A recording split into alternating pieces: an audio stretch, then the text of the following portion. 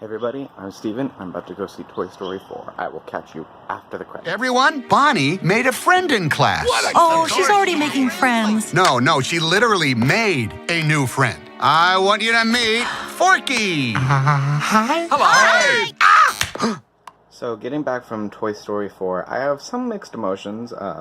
Overall positive. I do think this was still a very good movie, especially for kids. But that's the thing. It's like a really good movie for kids and a good movie for adults. Toy Story has an interesting history of the first one, coming out in 1996. I'm 26 right now, so I would have been 6 when this first movie came out. Sorry, no, that's wrong. I would have been 4 when this movie first came out. And that's kind of like what the audience was geared to.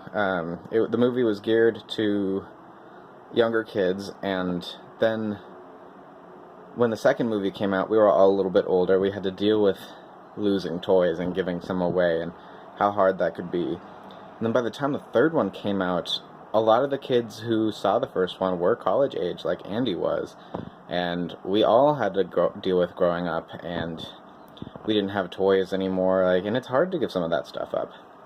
This is the first movie that's, since the first one, that's geared around a young child again.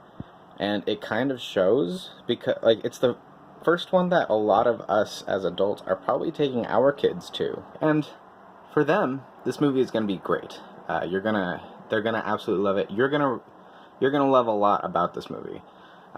Cassie and I went and saw this movie, and that was one of the things she pointed out was that this movie felt geared a little bit towards some younger audiences.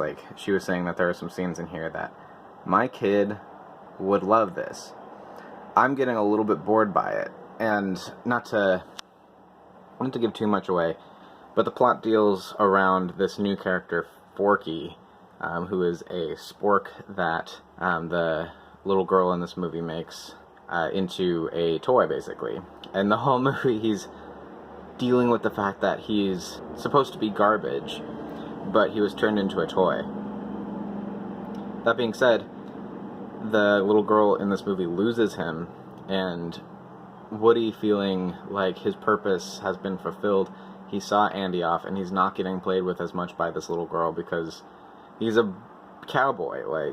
The cowgirl, Jessie, is getting played with, but the cowboy isn't as much. And he just feels like he's kind of done. And so his purpose, he feels like, in this movie is to make sure that the little girl has Forky, and Forky will be there for him. Or her, sorry.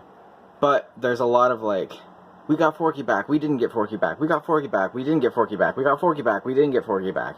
And there's a big montage of that, and there's a big montage of Forky unable to deal with the fact that he's a toy, and he likes throwing himself into the garbage.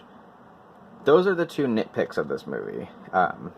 They don't make it a bad movie by any means. I was kind of fine with it. Cassie got a little tired of it, and I got tired of the trash. She got tired of the we got Forky, we lost Forky scenes. The new characters in this movie are fun. There's a little kind of Polly Pocket-esque police officer who is pretty funny. There is a kind of Evel Knievel-esque Canadian motorcyclist. I could be wrong on this, but I think he's played by Keanu Reeves, which kind of makes that funnier. Yes. He's posing. Yeah. Duke, we need Hold on. One more. Oh, yeah. And he was a blast. Bo Peep is back in this movie, and there's a really emotional tie around her. The villain of this movie has these really creepy ventriloquist dummies that are just horrifying to look at. And the villain is a doll in this movie, and she wants to get Woody's voice box. And there's actually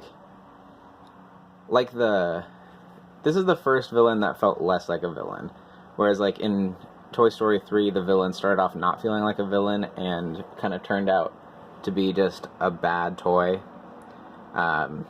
This was kind of the opposite, where she started off as a villain, and you kind of feel for her in the end, and she does kind of have a bit of a purpose to her in the end as well. There are really nice things in this movie, and I was ready to give this movie an 8, but I think Cassie would probably give it more like a 7, so I'm going to give it a 7.5, but like a high 7.5, closer to that 8 mark. I really truly did like this movie, but I think it's probably the weakest of the Toy Stories. Each of them have like really good things about them, and as a kid, Toy Story 2 was probably like my least favorite of the bunch, but now it's, as much as I like a lot of the emotional stuff in Toy Story 3, I think Toy Story 2 was probably actually full on the strongest film of the bunch. But Pixar, this movie absolutely looks amazing, to the point where, like, in none of the other movies did Bo Peep have just like this shiny reflective gloss on her. There's like a little bit of a light shine on her, kind of showing that she was porcelain, but in this movie they really get it.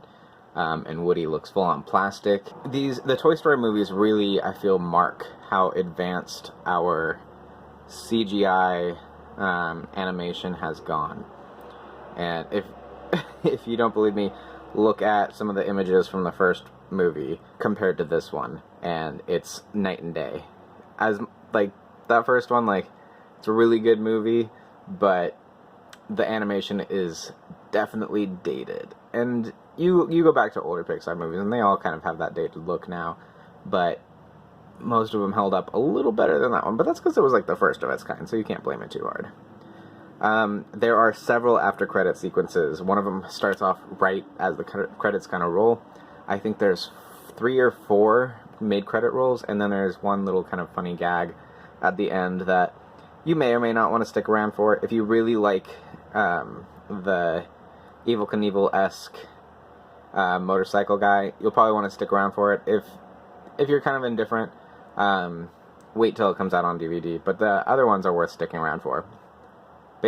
Basically, like, once the rolling credits really start going, that's kind of your cue to leave if you don't want to watch that last one. Beyond that, that's my thoughts. I will catch you next time after the credits. That's where Forky is being kept. How do we get that key? What about the old plush rush? There you go. Oh, where did you two come from? Well, we're not doing that.